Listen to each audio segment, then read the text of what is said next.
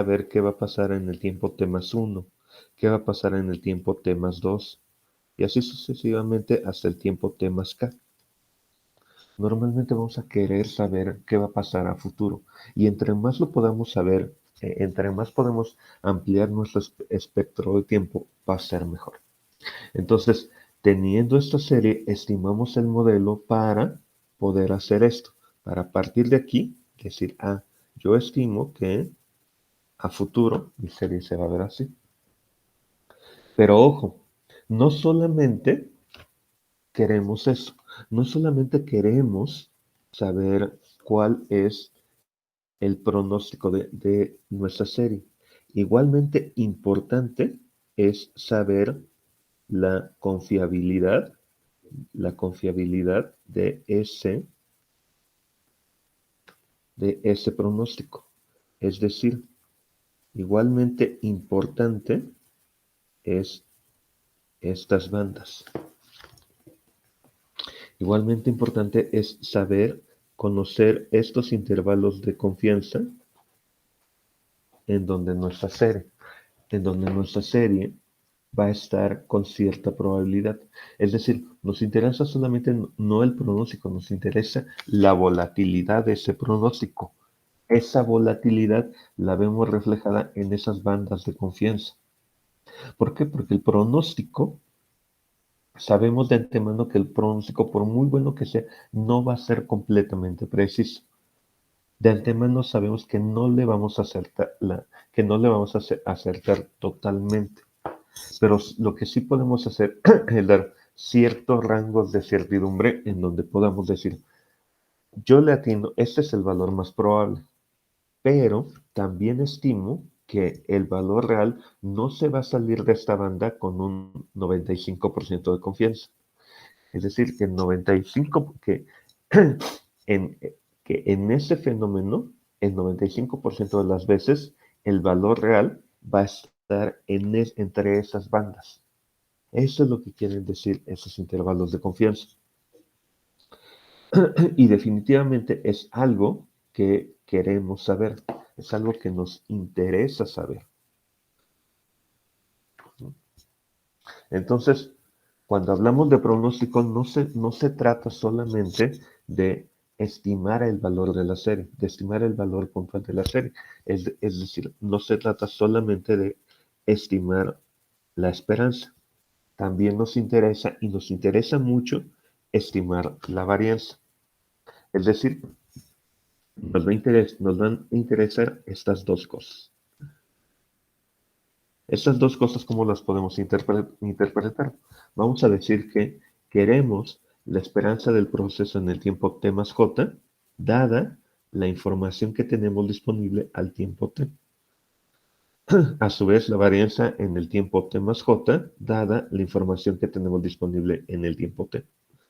Normalmente lo vamos a apreciar cuando hablamos específicamente de pronósticos, van a observar este tipo de notación. La esperanza sub t de y de t más j.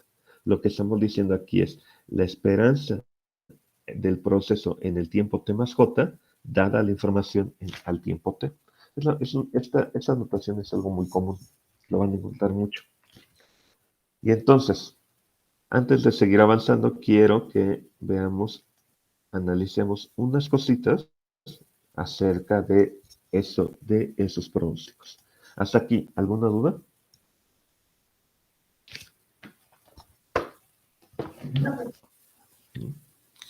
Bueno, nada más para este ejemplo, vamos a tomar un caso sencillo. Vamos a tomar un modelo AR1. Pregunta, ¿cómo se va a ver un modelo AR1?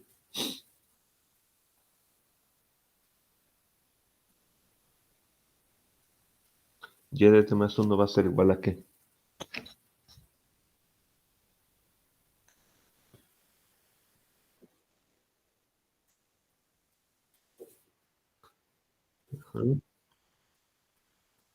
De y de t.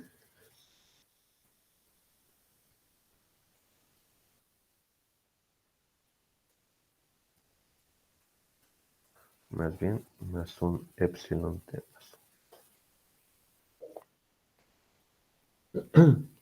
un AR1, recuerden, solamente es el proceso de autorregresivo rezagado en un periodo, es decir, solamente nos fijamos un periodo hacia atrás.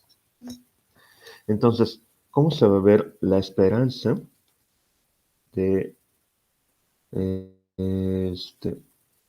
t del proceso y_t más 1?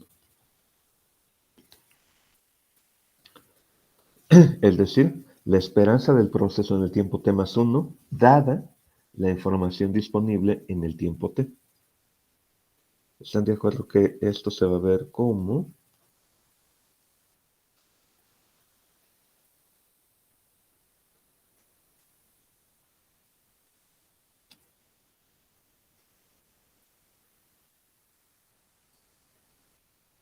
¿Están de acuerdo?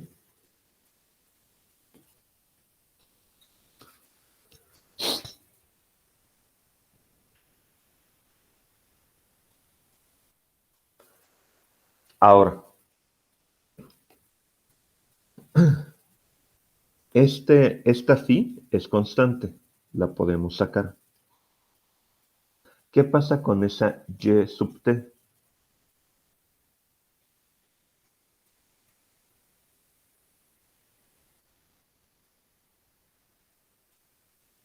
Yo siento que esa esperanza se vuelve una constante, ¿no, profe? Porque tenemos que predecir o sea, llegamos a un tiempo T en la serie de tiempo y queremos predecir el T más uno, entonces asumimos que esa esperanza de Y de T es constante, ¿no? Más que asumir que es constante, estamos viviendo en este ejemplo, estamos tomando en cuenta que por eso se le digo, ahí es donde entra la importancia de decir el pronóstico o la esperanza del proceso en el tiempo t más 1, dada la información al tiempo t. Es decir, todo lo que haya pasado hasta t y hacia el pasado lo conocemos. Por lo tanto, esa y de t se vuelve constante. Porque como ya ocurrió en el tiempo t y estamos asumiendo que conocemos todo lo que pasa al tiempo t, esa y de t en realidad es una constante. ¿Están de acuerdo?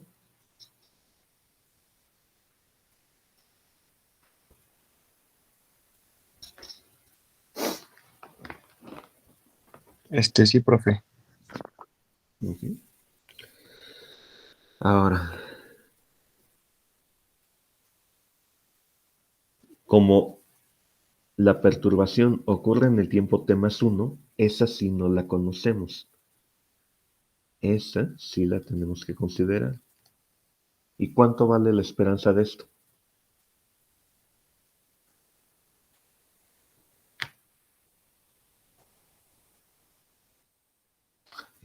Esto es 0, efectivamente. Por lo tanto, la esperanza de todo esto es pi por y de t. ¿Están de acuerdo?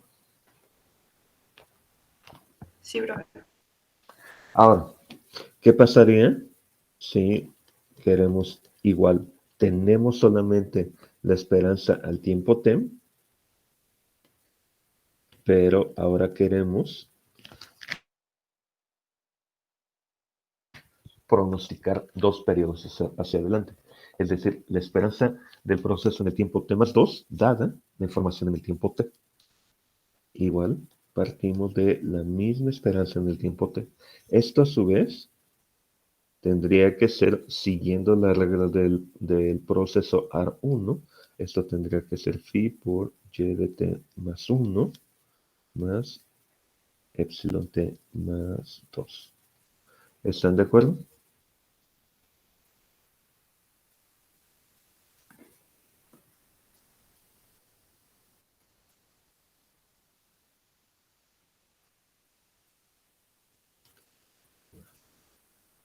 Depende. Depende de, porque aquí depende de cómo definan su proceso.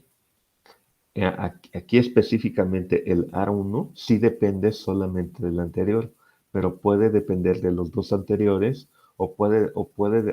acuérdate que les dije que en el AR de orden P, orden Q, no necesariamente todos los rezagos tienen que ser relevantes. Es decir, tú puedes decir, yo voy a definir un AR2, pero donde el rezago anterior, donde el -1 no tenga relevancia y solamente tenga relevancia el -2. Puede pasar. Entonces, sí es parecido a procesos estocásticos, pero aquí es más, ¿cómo decirlo? Aquí es más maleable. Más bien aquí coincidió. Exactamente. A eso.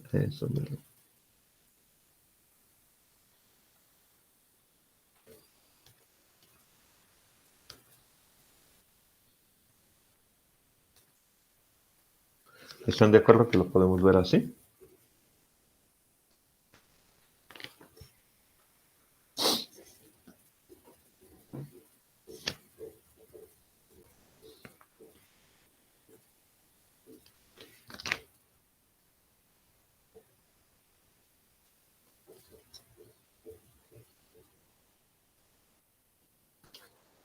Y esto, a su vez, ¿a dónde nos va a llevar?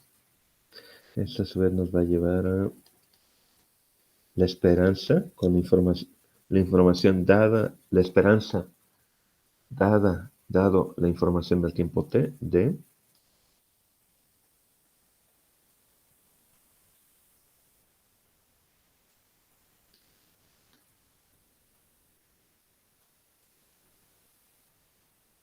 ¿Me pueden decir cuánto va a valer esa esperanza?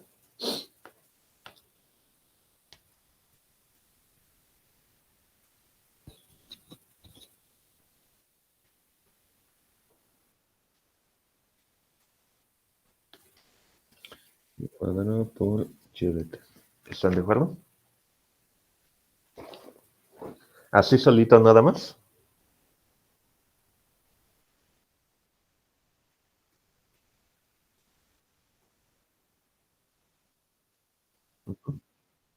Y la esperanza de t más 1 y la esperanza de epsilon t más 1 y la esperanza de epsilon t más 2, ¿cuánto va a valer?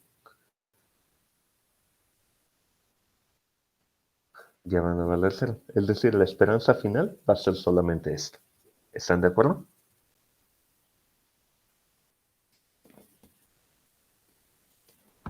Yo estoy un poquito confundida. ¿Por qué pasaba que al despejar phi ya quedaba... no. ¿Por qué hay dos phi al momento de aplicar? ¿Y aquí? Arriba. Ajá, de ahí, ¿cómo pasa eso? Porque tomas phi de t más 1, pero y de t más 1, a su vez, se define de esta manera. Sí, ya vi. Perdón, profe. Gracias. No te apures, por eso sale la segunda phi. Entonces, creo yo ya podemos generalizar. Es decir, ¿cuál va a ser la esperanza al tiempo t del proceso en el tiempo? ¿Cuál va a ser la esperanza del proceso en el tiempo t más k, dado la información en el tiempo t? ¿Me pueden decir ya cuál va a ser cuál va a ser el resultado?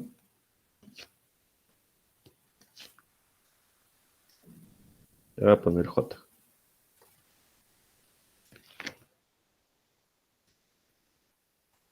Y a la J por Y de t.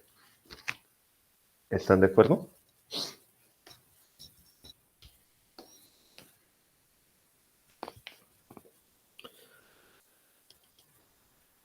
¿Esto qué implica? Esto implica que cuando J tiende a infinito, la esperanza de el pronóstico al infinito dada la información en el tiempo t, es igual al límite cuando j tiende a infinito de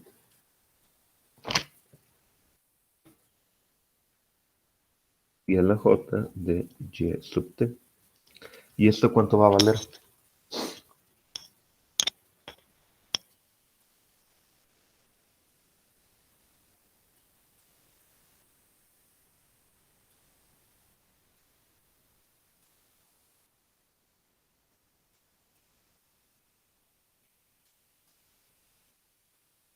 Inte- Interesante observación.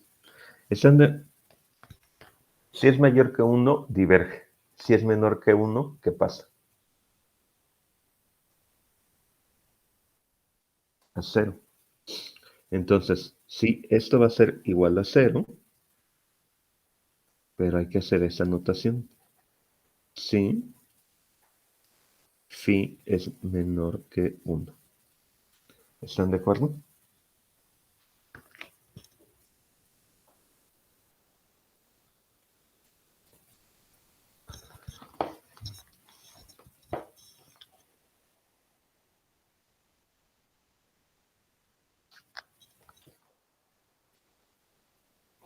Ah, ahorita vamos con eso. Justamente está relacionado, pero todavía no hemos llegado a eso que te comentaba. Ahora, ¿están de acuerdo que esto converge cuando phi es menor que 1? Pregunta, ¿podemos saber o estamos seguros de que phi va a ser menor que 1?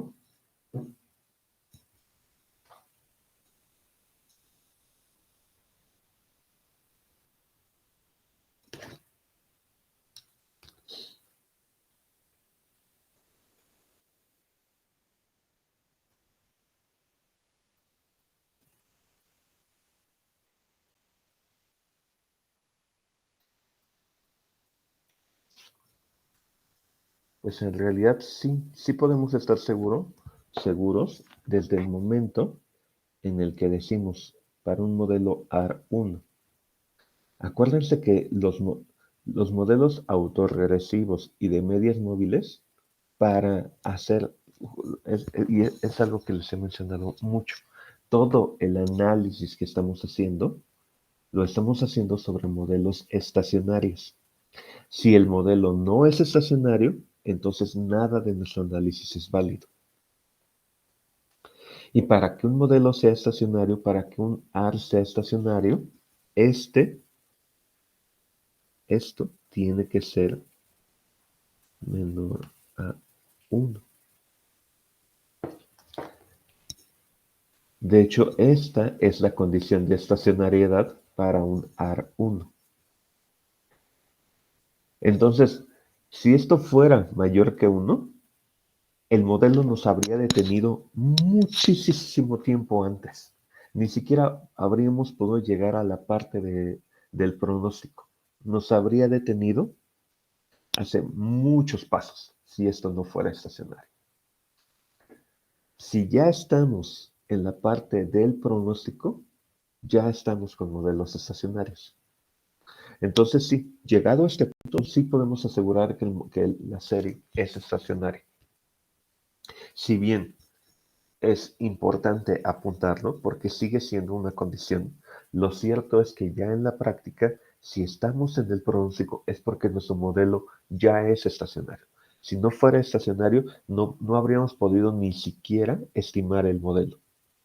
Las condiciones de la Sí, las condiciones de estimación del modelo no nos lo habrían permitido. Para estimar el modelo, esto necesita ser estacionario. Entonces, punto importante. Ahora, dime,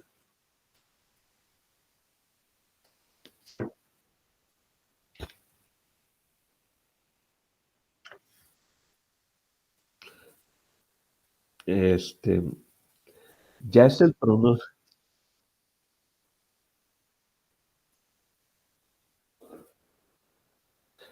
el pronóstico, pero es un pronóstico, pero ahí nos falta observar algo. Voy a tocar otros puntos interesantes. A ver si se dan cuenta. Si no se dan cuenta, ahorita yo les digo que nos falta.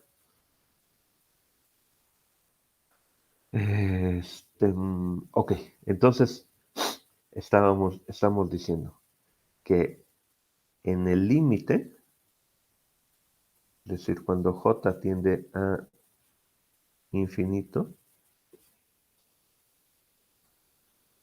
la esperanza de el proceso en el tiempo t más j, dada la información en el tiempo t, es igual a 0. Ahora, ¿se acuerdan cuánto valía? Porque esta es la esperanza condicional. ¿Se acuerdan? Cuando empezamos a ver modelos, incluso lo hicimos para el modelo AR1. ¿Se acuerdan cuánto valía la esperanza incondicional?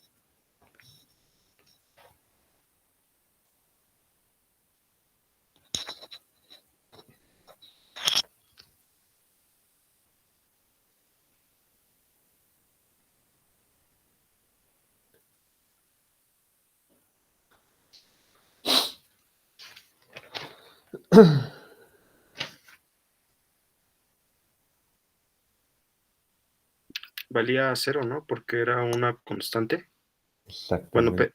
sí. Es decir, en el límite, la esperanza condicional tiende a la esperanza incondicional.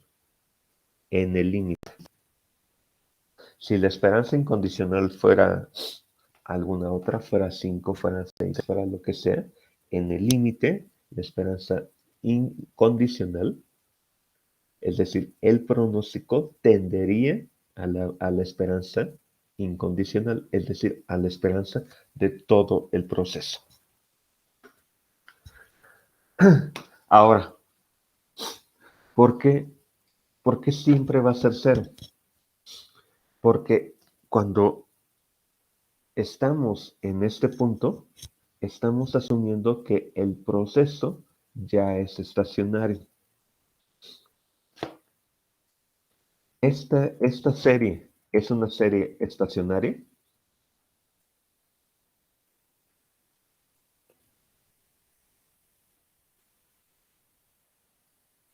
No, profe, no. ¿Por qué no? Porque ahí yo veo claro que tiene tendencia a la serie de tiempo y tiene como varianza heterocedástica, ¿no? O sea, Exactamente. hay que aplicar una transformación, ¿no? Para La tratar de varianza, estabilizar. la varianza puede no ser tan significativa, pero lo que es claro, lo que es clarísimo, es que allí hay una tendencia. Por lo tanto, esta serie que tenemos aquí no es una serie, no es una serie estacionaria. ¿Qué harían para hacer de esta serie una serie estacionaria? ¿Quitarle la tendencia? ¿Y cómo se la quitan? Puede ser por diferencias, ¿no? Aplicando una diferencia. Cuando aplican una diferencia, entonces, asumiendo que no tiene varianza, asumiendo que lo único que le estorba a esta serie es la tendencia, cuando le quitan cuando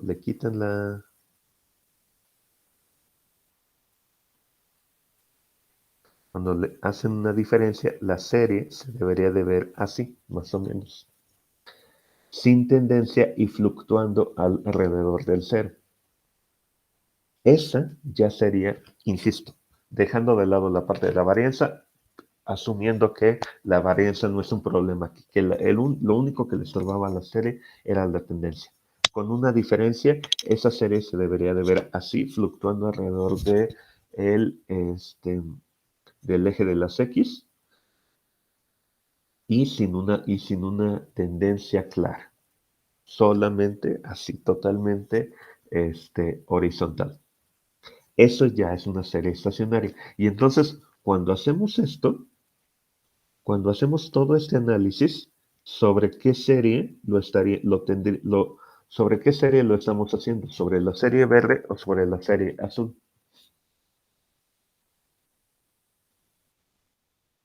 Sobre la serie azul, exactamente, porque de nuevo, este análisis no lo podemos hacer sobre una serie que no es estacionaria. Para hacer este análisis, a fuerzas tiene que ser una serie estacionaria, es decir, sobre la serie azul. Y si trabajamos sobre la serie azul, su esperanza sí va a ser cero. Si para toda serie estacionaria a la cual le aplicaste una diferencia para quitarle la tendencia, la esperanza siempre va a ser cero. Por eso es que la esperanza siempre va a ser cero. Pero, y ese es el gran truco, ¿cómo le quitas, cómo deshaces esa transformación? Las devuelves. Exactamente. ¿Cómo dijimos que hacemos eso? No con las... Con Exactamente. logaritmos, ¿no? O no, No, no, ¿cómo? no. Si ya le quitaste la tendencia con las diferencias, ¿cómo se las regresas?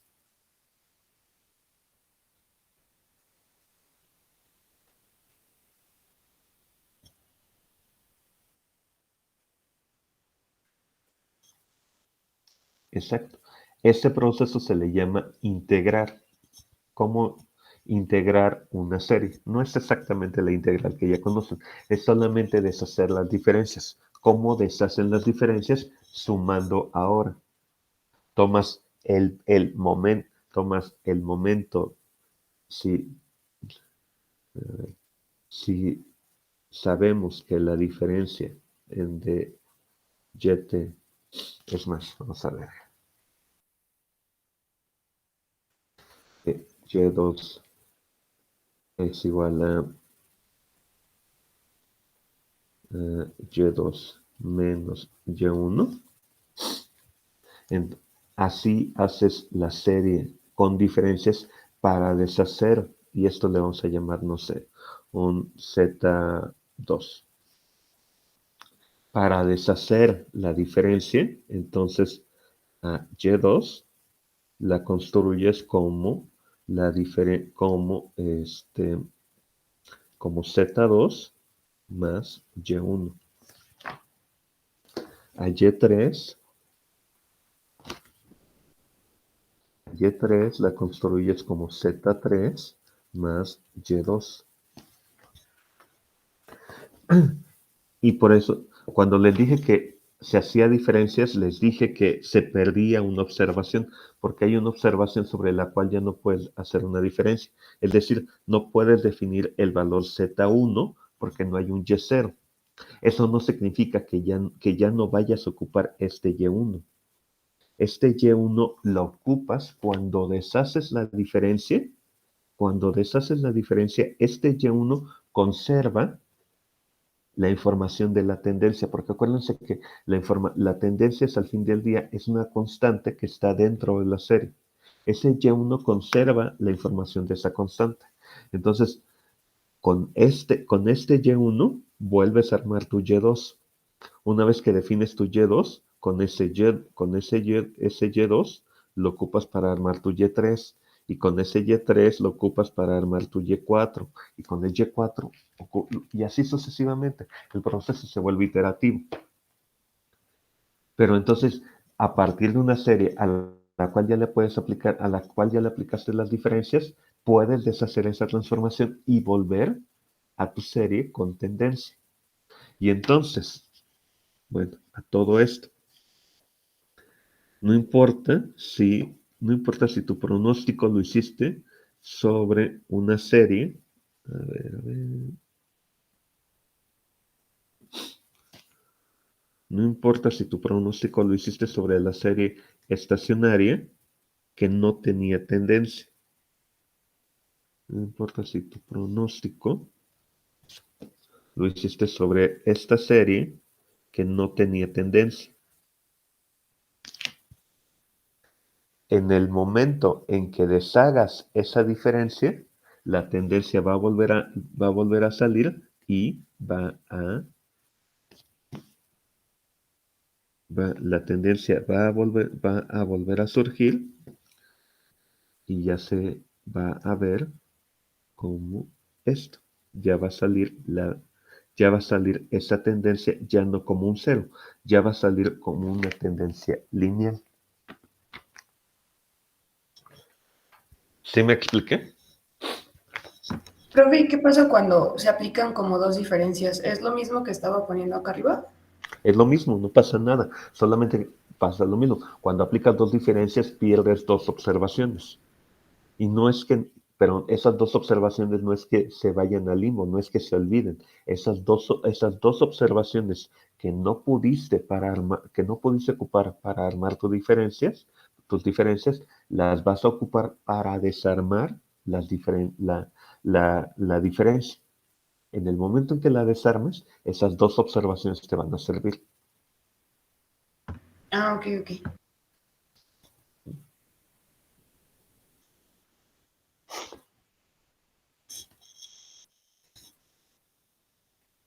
Exactamente.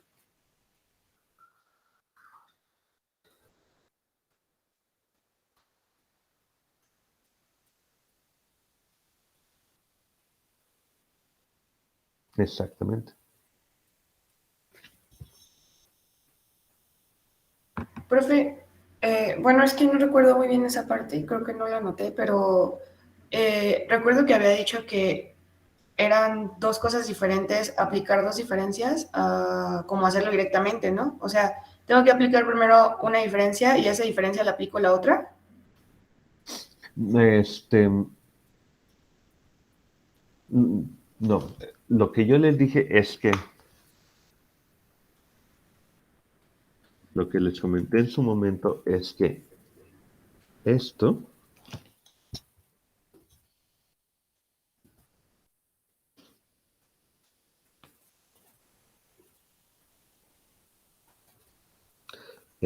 es diferente de esto.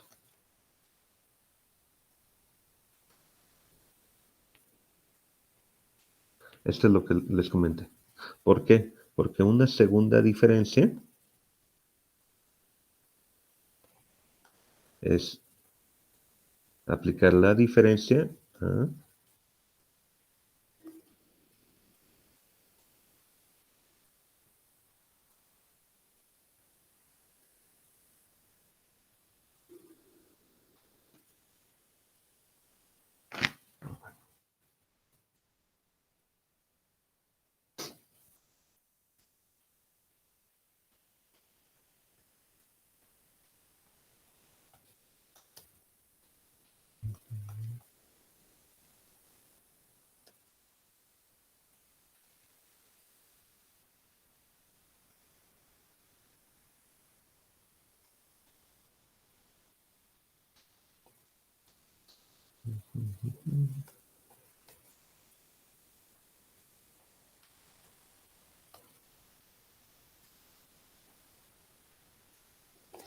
esto es lo que les menciono.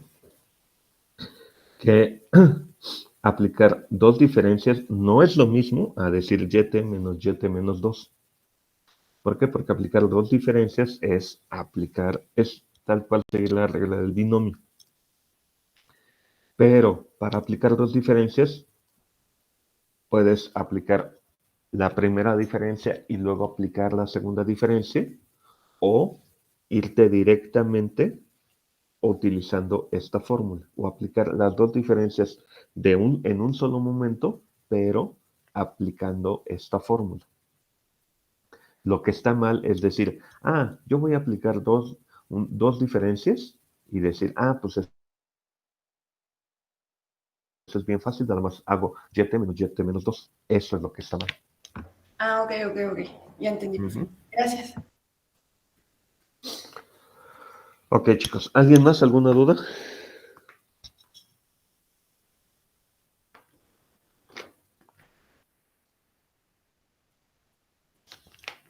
Esta sería, bueno, Ya no me gustaría llamarle ZT porque a ZT le pusimos la primera diferencia. Esta es la segunda diferencia.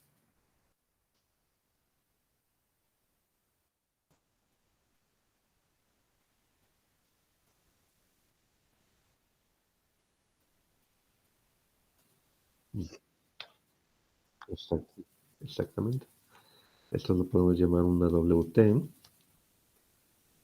Es eso.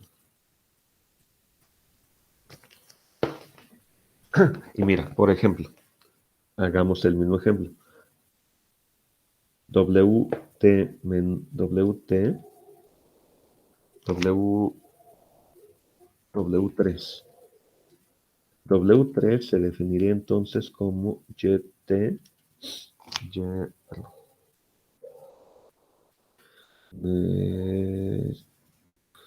W3 se definiría como, ¿qué? Como Y2 menos 2 veces,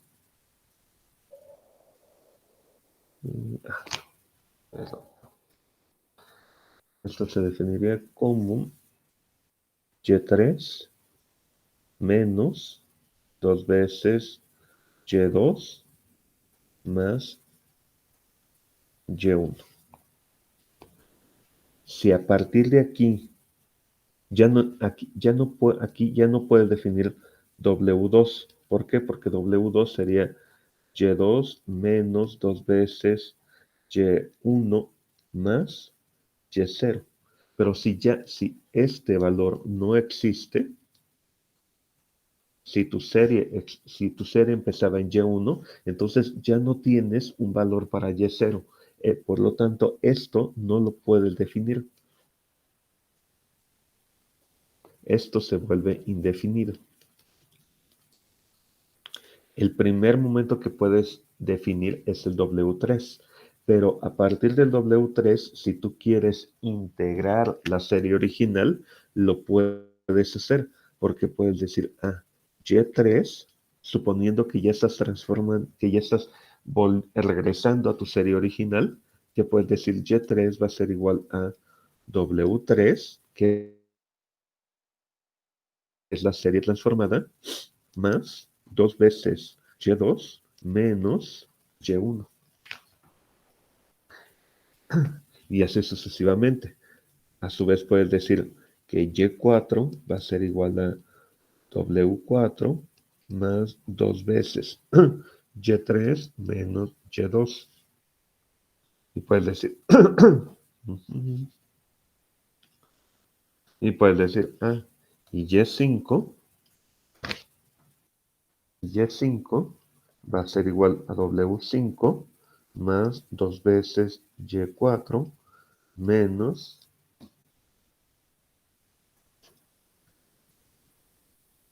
Y3. Y pasa lo mismo que les decía. Ya no pudiste definir W2 ni W1. Perdiste esas dos observaciones. El aplicar dos diferencias hizo que perdieras esas dos observaciones para armar tus diferencias. Tu nueva serie va a empezar en W3. Pero insisto, eso no es que se pierdan, eso no es que se vayan al limbo o que se olviden los valores Y2 y Y1. Tanto Y2 como Y1 te van a servir para, en el momento en que quieras integrar de nuevo tu serie, volver a tu serie original, te van a servir para definir a Y3. Y con Y3, ese Y3 lo vas a ocupar acá. Y con eso vas a definir a Y4. Y con Y4 lo vas a ocupar acá. Y el Y3 que ocupas aquí lo vas a ocupar acá. Y con eso vas a definir al Y5. Y así sucesivamente. Esto se vuelve un proceso iterativo. ¿De acuerdo? Sí, entonces, así para resumir, se aplica primero el modelo que me va a dar el pronóstico y una vez pasa, ya deshago las diferencias. Ok. Exactamente. Que en realidad, aquí les estoy platicando que cómo se hace, pero en realidad eso no es algo que ustedes vayan a hacer. Insisto, por eso es tan importante que a la hora en que ustedes hagan sus modelos los hagan de manera ordenada. Aquí sobre todo, normalmente siempre les vamos a recomendar, un maestro siempre les va a recomendar que trabajen con orden, ya sea en álgebra, ya sea en geometría, ya sea en cálculo, siempre les vamos a recomendar que su trabajo lo hagan de manera ordenada. Es un buen hábito en general, pero aquí no solamente es un buen hábito, es un hábito muy necesario. ¿Por qué? Porque si ustedes trabajan de manera ordenada, si ustedes en el software, su modelo lo hacen, lo estructuran bien y lo estructuran de manera ordenada, es decir, haciendo paso por paso, no saltan, no dicen, voy a hacer esta diferencia a mano, voy a estimar esto por acá y luego lo meto al modelo. No, no, no. El modelo debe de estar bien estructurado desde el principio. Si lo estructuran bien desde el principio, entonces a la hora de que ustedes obtengan su pronóstico, el software solito va a detectar que aplicaron una, dos diferencias, que tiene parámetros autorregresivos, que tiene parámetros de medias móviles, que puede detectar incluso que le aplicaron una transformación, un logaritmo, una raíz, un inverso. Lo puede detectar el modelo solito, de tal manera que cuando ustedes hagan su pronóstico, ustedes nada más digan, pronósticamelo ahora. Y el software solito va a devolver las unidades a sus valores originales. Y el pronóstico no se los va a dar en la serie transformada, sino que se los va a dar en la serie original. Pero insisto, eso se logra trabajando con orden, siendo muy ordenados a la hora de introducir sus modelos. Si sus modelos los metieron hechos un batidillo, el software no va a detectar nada. Si el software no entiende o no le dijeron que su serie ya estaba transformada, hicieron las diferencias por aparte o hicieron un logaritmo por aparte, entonces el software no lo va a detectar porque el software va a decir, no, pues me dieron la serie así, pues así, esta es la serie original. Entonces cuando me piden el pronóstico, pues yo voy a dar el pronóstico en las mismas unidades en las que a mí me dijeron que venía la serie. Si desde un principio le dicen, mira, esta serie viene así, pero a esta serie le voy a aplicar un logaritmo y luego le voy a aplicar diferencias, entonces a la hora de hacer el pronóstico, el software va a detectar que el pronóstico, para entregar el pronóstico, tiene que deshacer el logaritmo y tiene que deshacer las diferencias y lo va a hacer en automático. Pero insisto, esto es trabajando con orden. Aquí se vuelve tremendamente necesario.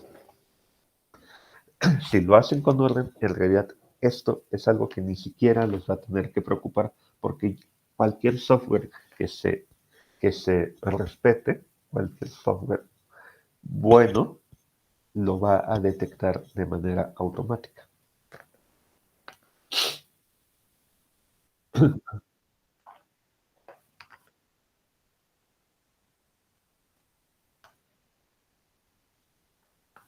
No, claro que hay que verificarlo, por eso se verifica cada paso. Por eso en la metodología de Bootstrap decimos, a ver, aplicas diferencias y evalúas, aplicas transformación y evalúas. Claro que tienes que evaluar cada paso, pero cuando les digo que es trabajar con orden, es no decirle a la máquina, pues tú haz todo. No, no, no, claro que no. Verificas cada paso, pero cada paso lo haces con orden. A eso me refiero.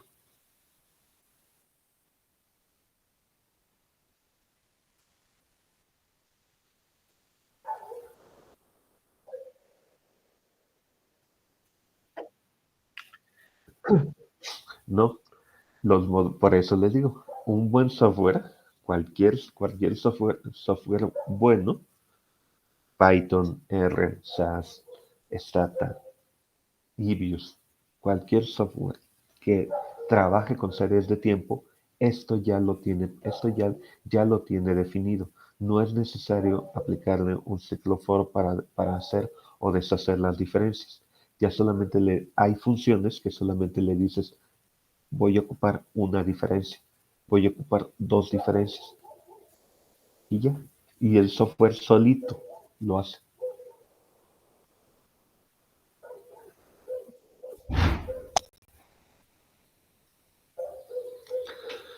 ¿Sale? ¿Alguien más? ¿Alguna duda?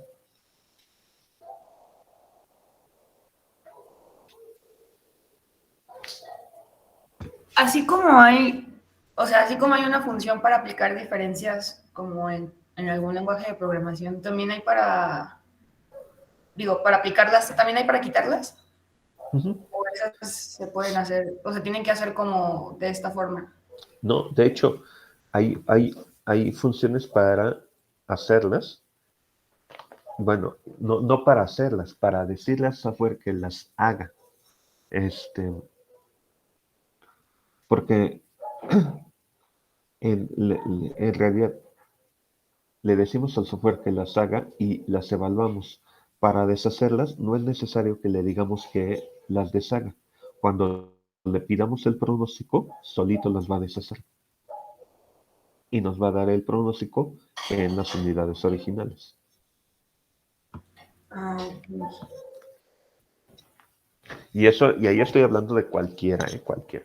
Insisto, R, Python, SAS, Stata, hasta Excel. Hasta Excel, si lo haces ordenadamente, te deshace las diferencias. No es que Excel no tiene un complemento para hacer este tipo, no. Olvídenlo. No. Excel tiene complemento para regresión lineal, pero no tiene complemento para hacer este tipo. O al menos no conozco alguno. Pero cualquier software, hay funciones para aplicar diferencias. Y si bien le puedes decir, aparte, deshazme las diferencias y ahora quiero ver las diferencias deshechas, en realidad no es necesario. Porque como lo que nos interesa es el pronóstico, a la hora de hacer el pronóstico, el software solito deshace las diferencias y ya nos da el pronóstico en las unidades originales.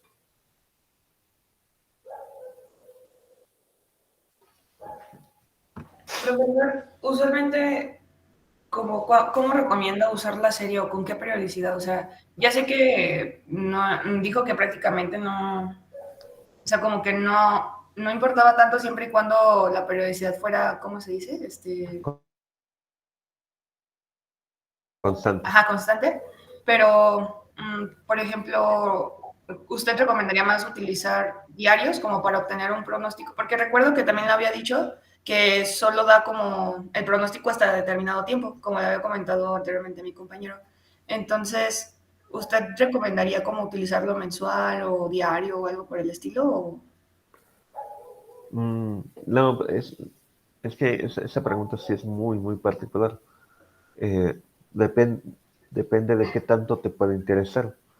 Eh, algo sí muy cierto es que la mayoría de las series que son diarias tienen mucha volatilidad, mucha volatilidad.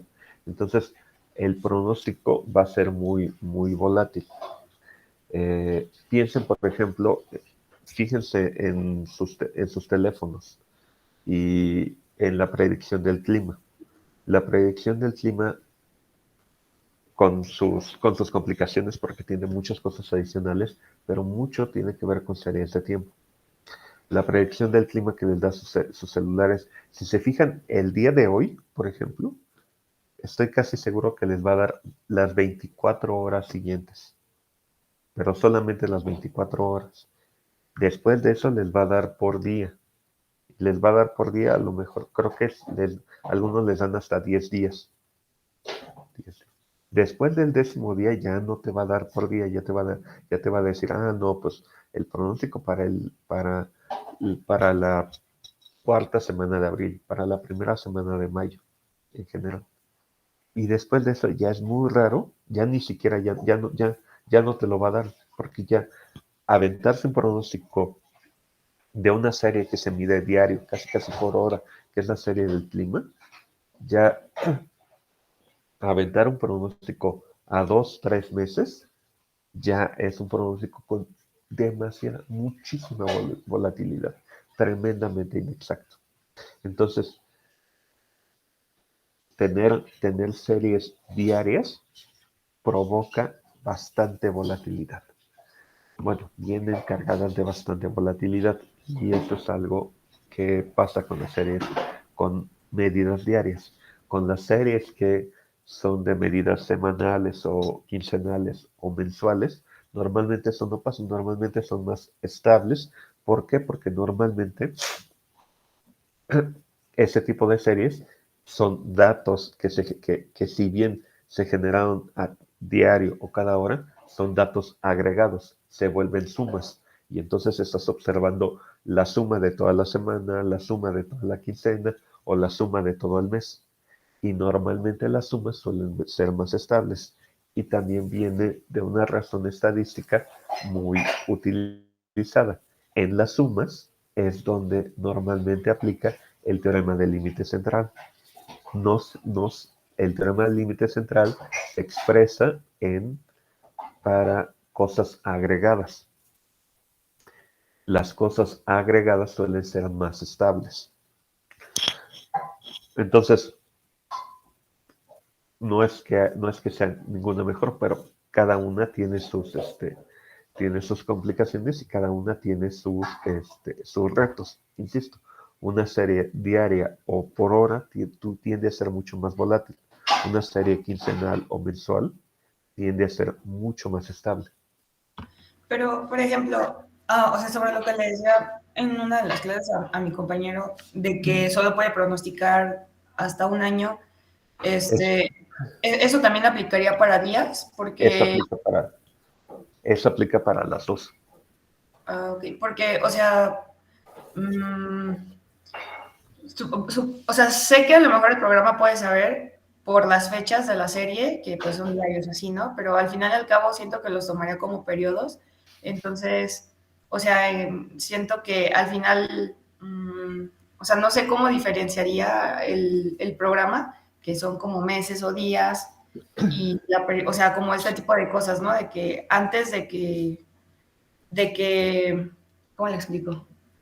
O sea, que me modelen las cosas diferentes, si las quiero diarias a mensuales, ¿no? O sea, a futuro. No, y aquí ese es un muy buen punto. Es que el programa no lo hace. Efectivamente, el programa no detecta eso. Quien lo debe de detectar y quien debe de saber cómo hacerlo y qué interpretación darle son ustedes. Y esto me lleva a un punto, no sé si a ustedes se los había mencionado, creo que sí, es algo que suelo decir mucho.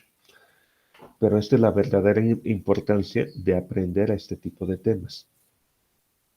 La estimación, cómo programarlo, está bien, es algo importante, es algo fundamental. No pueden tomar un curso de serie de tiempo sin saber cómo estimar una serie de tiempo. Eso este, eso me parece muy acertado. Pero lo que los va a convertir a ustedes en un activo de valor para una empresa, para una universidad, para un estudio, no es que sepan programar. Enseñar a programar esto es algo tremendamente sencillo.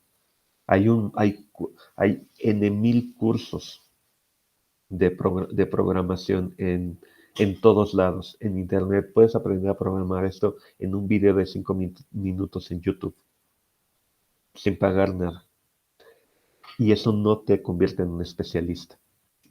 Lo que te convierte en un especialista es saber todos estos detalles finos, toda la teoría que hay detrás, toda la estadística y toda la interpretación. Insisto, a ustedes lo que los convierte en un activo de valor, lo que realmente los convierte en un activo de valor, sí, es saber programarlo, pero ese no es su principal activo y nunca debe de ser su principal argumento de venta. Su principal argumento de venta siempre debe de ser yo sé interpretarlo, yo sé analizar este tipo de cosas. Alguien que aprendió a programar una serie de tiempo en un video de YouTube en 5 minutos, no sabe hacer esto, no sabe analizarlo, no sabe cuál es la diferencia entre un pronóstico diario y un pronóstico mensual. No sabe qué es el teorema del límite central, no sabe qué es una prueba de hipótesis, no sabe qué es un p-value. Sabrá programarlos y sabrá decir, ahí dice eso, y ya, pero no sabe interpretarlos. Su verdadero valor como especialista, su verdadero valor como actuarios es saber entender el trasfondo de toda esta teoría, el trasfondo de toda la programación. Por eso es que la teoría es tan importante, por eso es tan importante que entiendan qué es un proceso estacionario, en qué momento estamos trabajando con un proceso estacionario y en qué momento no estamos trabajando con un proceso no estacionario, que aplica para uno, que aplica para otro. Eso es, eso es fundamental, porque eso es realmente lo que los hace verdaderamente valiosos. A mí por un lado me enoja que personas quieran decir, yo tomé un curso de R o tomé un curso de Python en Coursera, entonces ya soy científico de datos y yo ya soy un especialista y ya sé hacer business intelligence y ya sé hacer machine learning y todo, y no entienden ni pío de estadística. Al principio me da coraje, pero luego me da risa, porque se quieren vender a sí mismos como especialistas en estos temas, y no entienden ni pío de estadística. Esto es lo que siempre los va a diferenciar a ustedes. Que ustedes no solamente van a saber programar esto, sino que ustedes realmente lo van a entender. Ustedes lo van a saber analizar, lo van a saber interpretar. Y algo mucho más sorprendente, algo con lo que van a dejar siempre con el ojo cuadrado a cualquier, que ustedes realmente para hacer esto no van a necesitar una computadora. Ustedes pueden sentarse con una hojita de papel y empezar a desarrollar el modelo. Y ustedes lo pueden hacer. A ustedes les pueden decir, ¿qué crees? Pero aquí no tenemos R ni tenemos Python. Solamente tenemos Excel. Algo que va a sorprender es que ustedes entendiendo bien cómo funcionan este tipo de cosas, van a poder decir, no importa, dame tu hojita de Excel, dame tu hojita de Excel y dame tu serie. Y me va a costar, claro que me va a costar. Y me voy a tardar, claro que me voy a tardar. Pero tu modelo te lo hago en una hoja de Excel. Porque van a entender lo suficientemente bien el modelo como para armarlo pieza por pieza, ladrillito por ladrillito. Entonces, en conclusión, no solamente es importante que lo entiendan, es importante que abracen ese conocimiento. Es importante que, insisto, sí, quieran aprender a programar. Eso es algo importantísimo, me da mucho gusto. Pero algo mucho más fundamental, o desde mi humilde opinión, es que entiendan, es que aprendan a entender estos modelos. Porque eso es lo que realmente los va a distinguir de todo el mundo. El saber interpretar, el saber analizar, el poder armar y desarmar estos modelos a su antojo. Eso es lo que realmente los hace mucho más valiosos. Increíblemente no la programación. Insisto, si solamente les interesa programarlo, lo pueden aprender en un video en YouTube gratis que dura 5, 10, 15 minutos. Y ahí lo pueden aprender. Su verdadero valor no es ese, muchachos. Nunca crean que ese es su verdadero valor.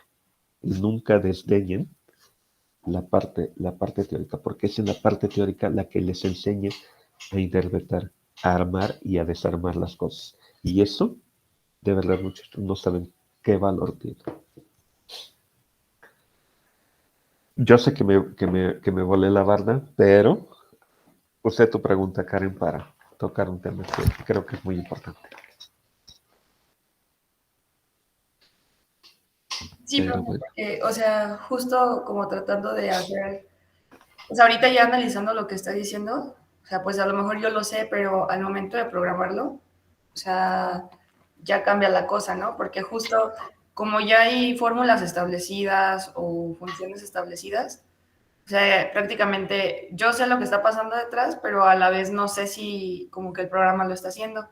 Y, por ejemplo, algo como que notaba, porque una vez tratamos como de hacer, bueno, un profesor nos lo dejó como de tarea, pero obviamente no nos explicó porque no era materia serie de tiempo, ni pronósticos, ni nada de eso.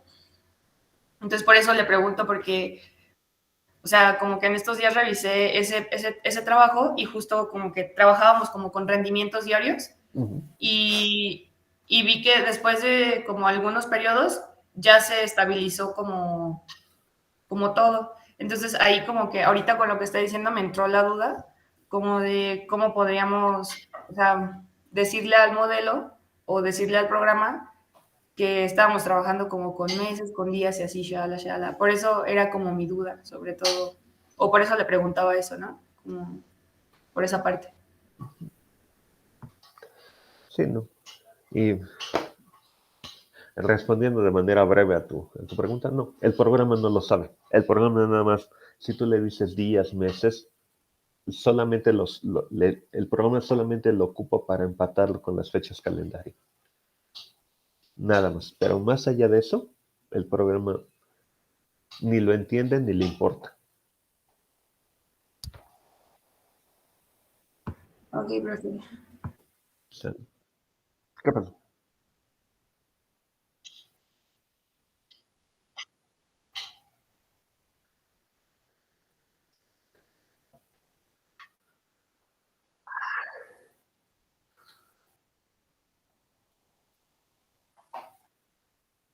Eso es.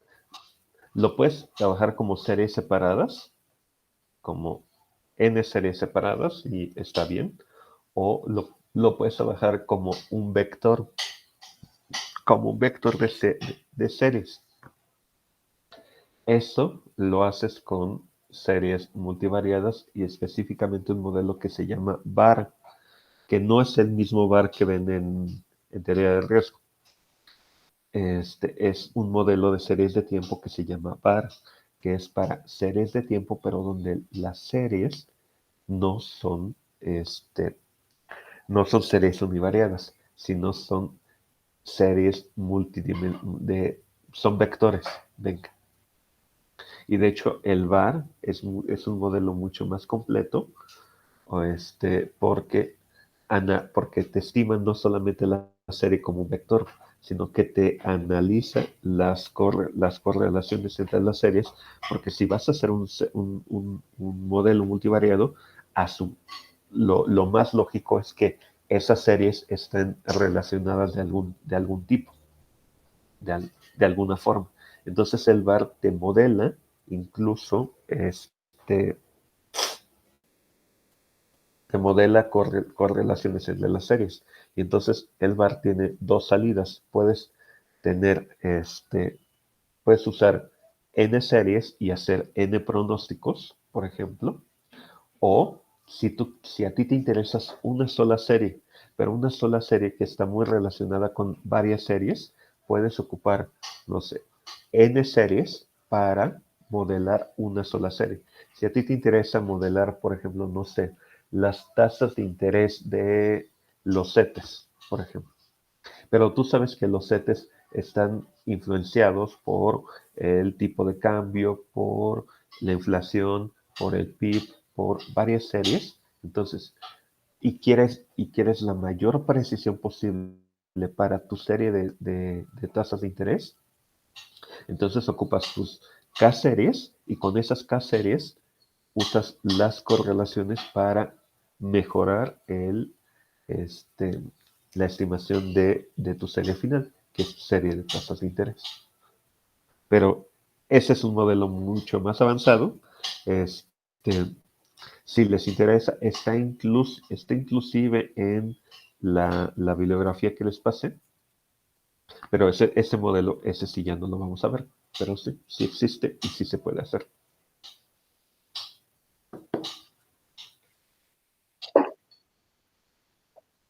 No,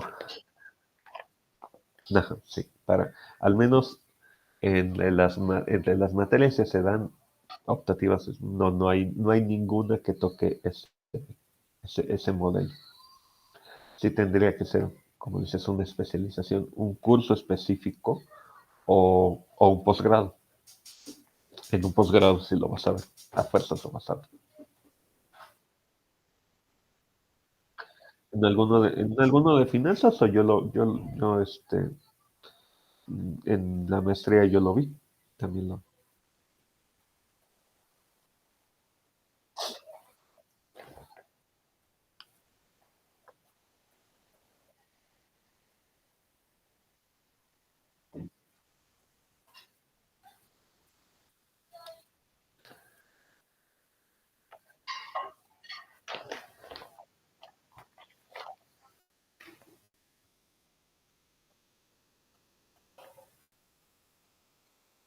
Ajá.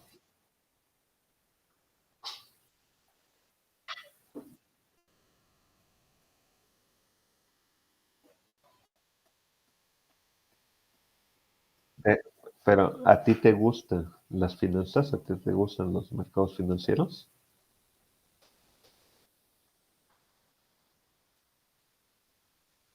Ah, eso. Ujú.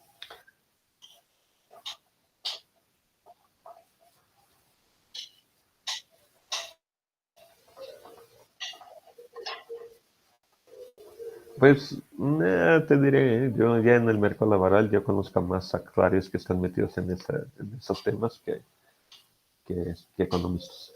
Eh, Respondiendo a tu pregunta, sí, pues sí, en la maestría en economía sí ves temas de finanzas. Yo vi temas de finanzas, este modelo que te platico, te digo, no es algo que vayamos a ver en el curso, pero es algo que yo sí vi en el posgrado. Pero aunque lo vemos, en realidad en posgrado en economía son pocos los que se dedican a finanzas. La mayoría se dedican a, a gestión administrativa, o se dedican a gobierno, o se dedican a investigación, este, a competencia económica, muchos se dedican a competencia económica. Este, Son pocos los que se dedican a finanzas. Si a ti te gusta la parte de finanzas, sí te recomiendo un posgrado, pero un posgrado específicamente en finanzas. El, el ITAM tiene un posgrado buenísimo en finanzas. Entonces, yo te recomendaría que le echaras un ojo a eso. Si te gusta y le quieres meter a la parte dura de las finanzas, a la parte de la teoría, el, el posgrado de Ciencias Matemáticas de Limas tiene una especialidad en matemáticas financieras. Y matemáticas financieras, pero de altísimo nivel. O sea, duras. Lo más duro que te puedes encontrar en matemáticas aplicadas a las finanzas, lo vas a ver ahí. Pero eso sí te interesa mucho, la parte teórica, la parte de desarrollar modelos. Te recomendaría que le echaras un ojo. Pero insisto, si lo que te interesa es más esta parte aplicada ya más, no desarrollar nuevos modelos, sino aplicar y entender los que ya existen, este, échale un ojo al mes en finanzas que tienen en el ITAM. Yo creo que te, te podría servir bastante.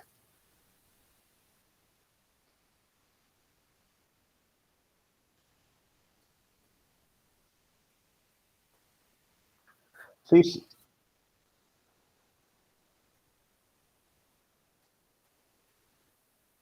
sí. Y sí, mira, de qué es caro, claro que va a ser caro, pero tienes una gran ventaja a tu favor, que cuando salgas de aquí, todavía tienes la suerte de que un actuario es todavía bien cotizado en el mercado, entonces seguramente vas a, no te voy a decir que vas a ganar los millones, pero yo creo que sí, cualquiera de ustedes va a tener un sueldo más que decoroso cuando salen de la escuela. Un sueldo con el que a lo mejor apretado, pero yo creo que sí te alcanza para pagar esa maestría. Este,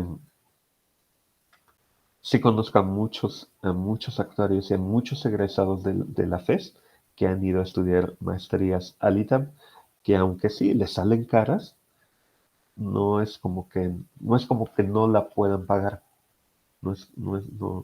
Sí, no he conocido un caso en donde diga, de un actuario que diga, ay, no voy a estudiar en el ITAM porque no me alcanza para pagar. A lo mejor ahorita como estudiante sí que lo creo totalmente, pero ya saliendo y trabajando, yo creo que sí vas a ganar lo suficiente como para pagar.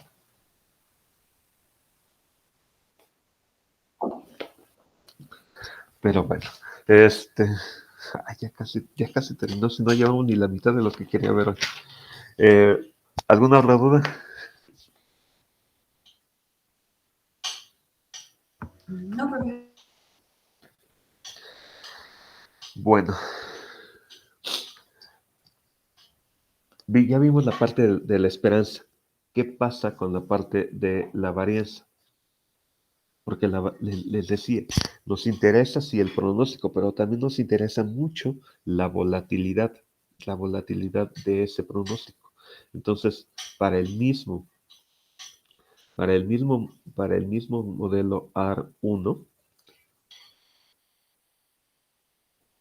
¿qué va a pasar con esa varianza? Esa varianza, ¿a qué va a ser igual?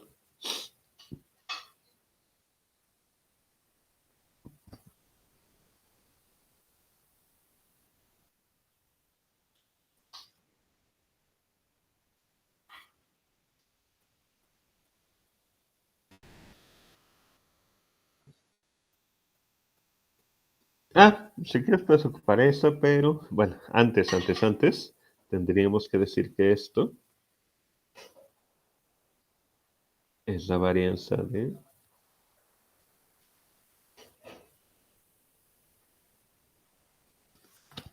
Ahora sí, a partir de aquí, ¿qué podemos hacer?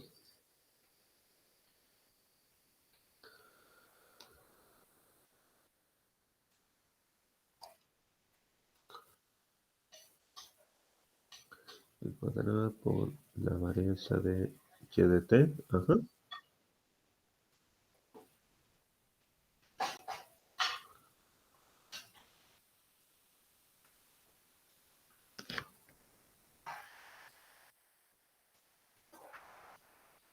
Sí.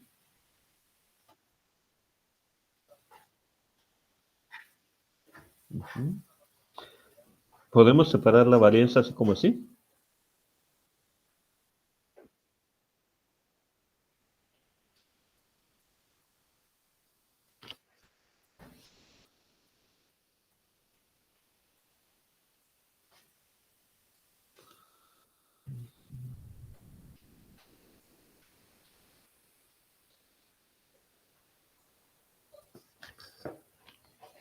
Ok.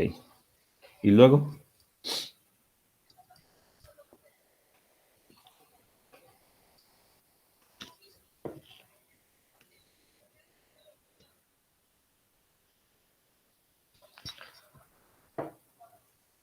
¿Esta que va a ser igual?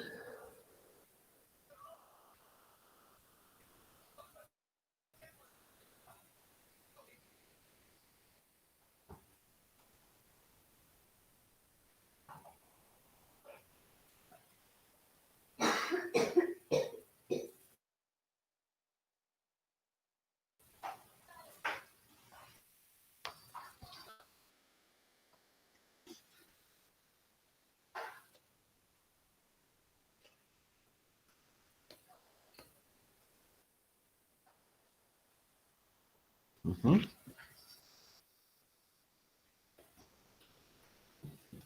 De hecho, analícenlo bien. Es que dos veces la covarianza Pues ahí esos procesos no se traslapan, ¿no? Entonces tiende a cero, ¿no? Ok, estoy de acuerdo. Y de t se va a definir por sus momentos pasados. Epsilon t más 1, y estos momentos pasados nunca van a, este, nunca van a tocar a epsilon t más 1. Por lo tanto, esto nunca se va a traslapar y efectivamente esto va a ser 0. ¿Qué pasa con los dos de arriba?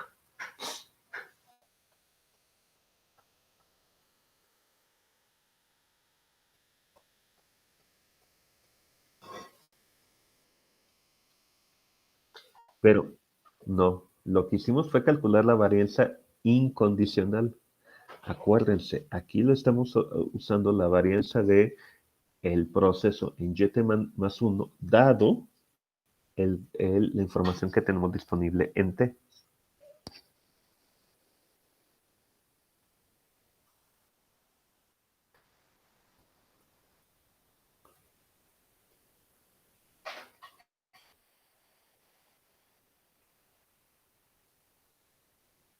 Pero piénsenlo, analícenlo.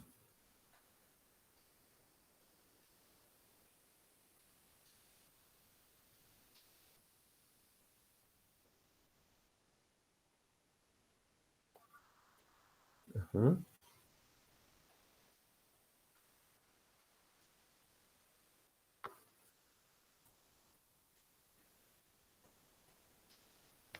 ¿Por qué?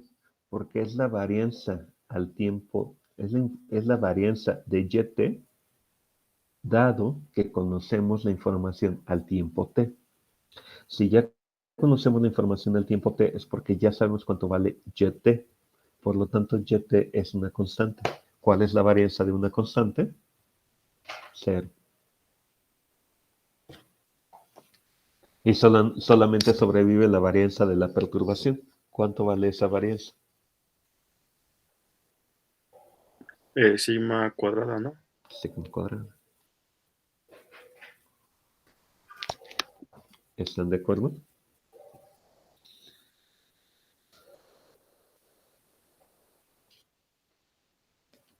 Luego, ¿qué pasa con la varianza al tiempo t del proceso en el tiempo t más 2?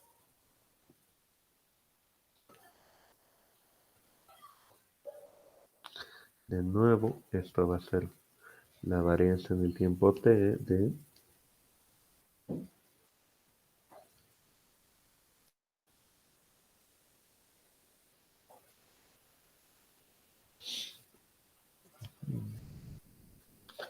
y esto ya lo habíamos visto para el caso pasado. Esto es el cuadrado de y de t más epsilon. Voy. ¿De dónde? Aquí. Ajá. ¿Están de acuerdo?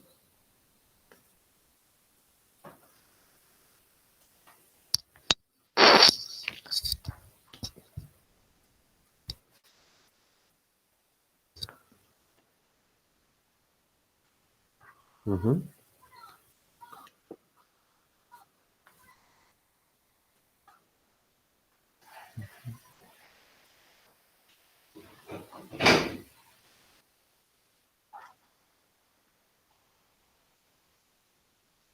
Exactamente. Si se dan cuenta, si aventamos nuestro pronóstico un periodo, la varianza es sigma cuadrada. Si aventamos nuestro pronóstico dos periodos, es sigma cuadrada más phi cuadrada por sigma cuadrada. ¿Qué va a pasar bueno, ya sin que lo desarrollemos, qué va a pasar con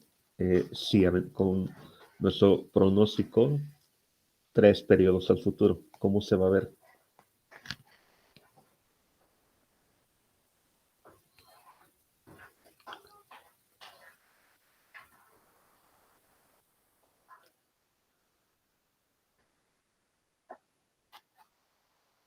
De hecho, sería así a la cuarta. pi a la cuarta por sigma cuadrada más pi al cuadrado por sigma cuadrado más sigma cuadrado.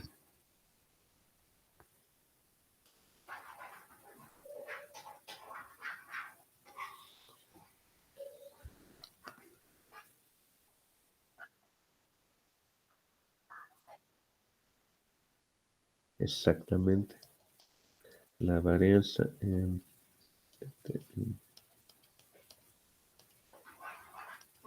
temas J se va a ver entonces como sigma al cuadrado por la suma desde que J es igual a 0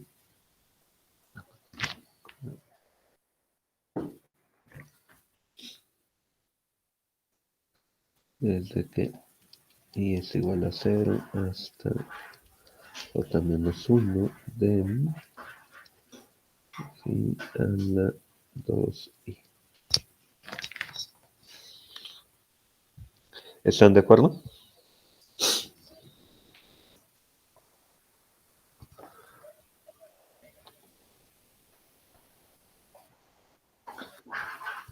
Y entonces, ¿qué va a pasar en el límite? Cuando J tiende a infinito, ¿qué va a pasar con la varianza del proceso en el tiempo T más J con información al tiempo, con información al tiempo T? Yo creo que la serie se convierte en una geométrica, ¿no? Y ya aplicamos la recetita, ¿no? Exactamente, eso se convierte en sigma por 1 menos phi al cuadrado. ¿Están de acuerdo?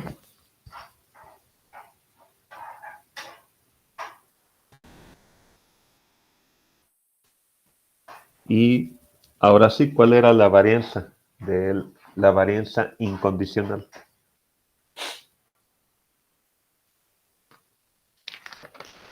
Justo es esa misma, ¿no? Exactamente.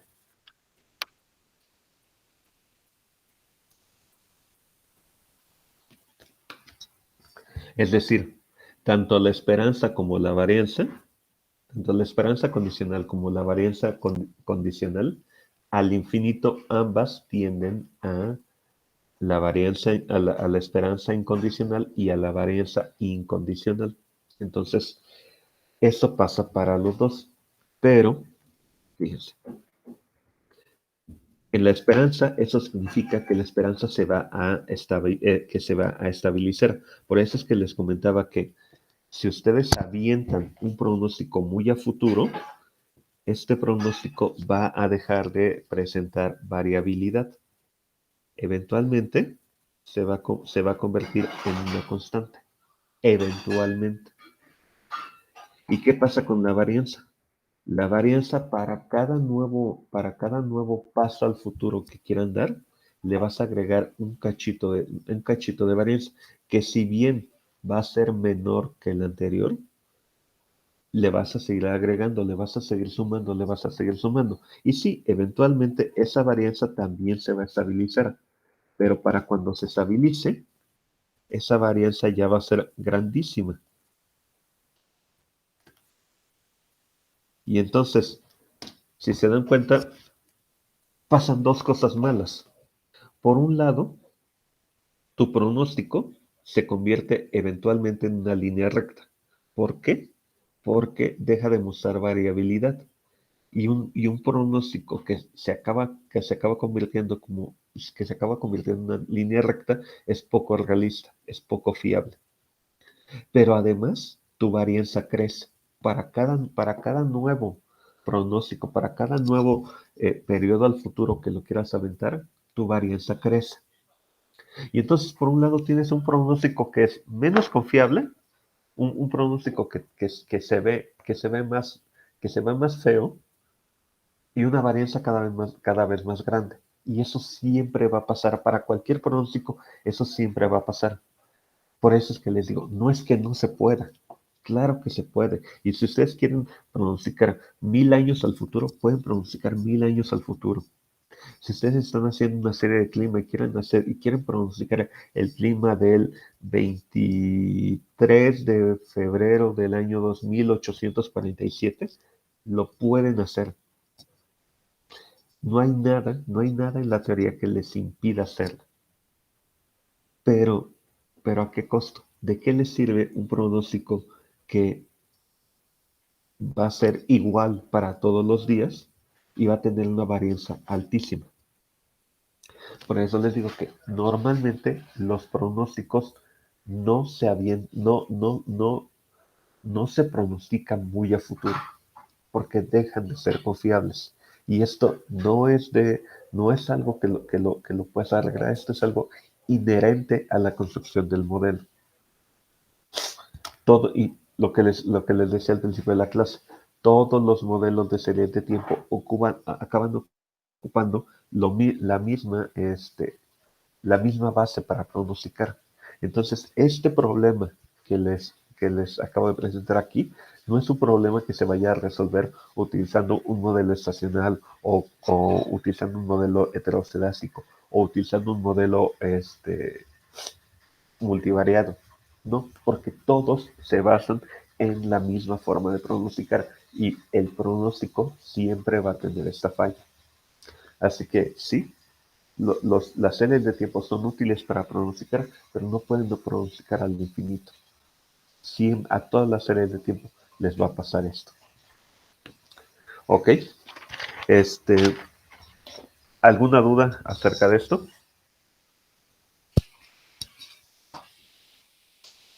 Profe, entonces, ¿cuáles van a ser los intervalos de confianza para poder hacer el pronóstico? Como que los intervalos de confianza son esas bandas rojitas que les estoy dibujando. Eso también lo pueden estimar con tu pronóstico, pero no sé si eso. Siento que no iba tu pregunta por ahí. Ajá, es que no, creo que no la planteé bien.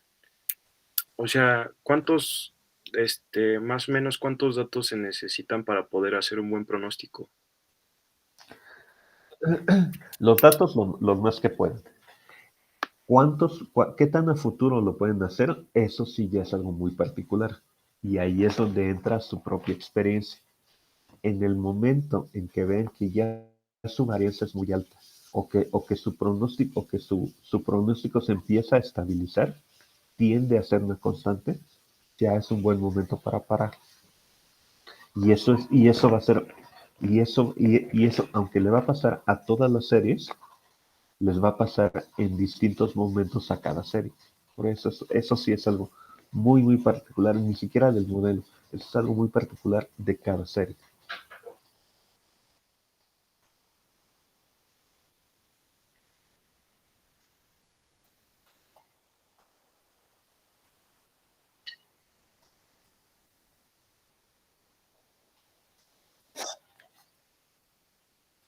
Ujú.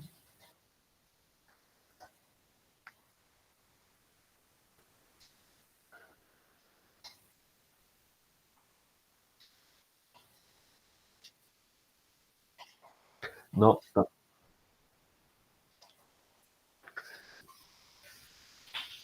este, no, es, es, es importante.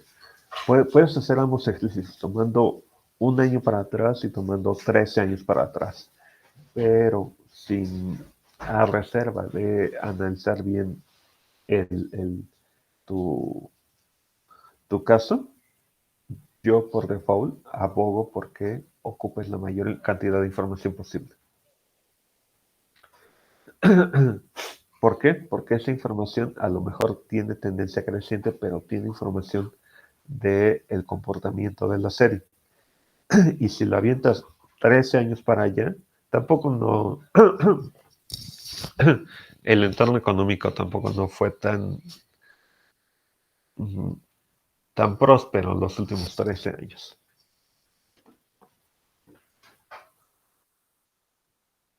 Pero bueno. Bueno, está bien. ¿Alguien más? ¿Alguna duda? ¿Algún comentario?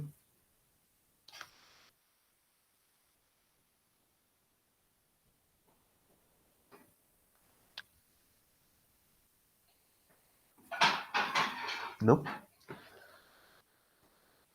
Bueno, entonces, les digo, en realidad no terminamos, todavía nos falta ver la evolución del pronóstico, todavía nos falta ver la prueba de Dibol y Mariano, pero ni modo, eso ya lo veremos la próxima clase. Por hoy lo dejamos aquí y nos vemos el próximo martes. ¿De acuerdo?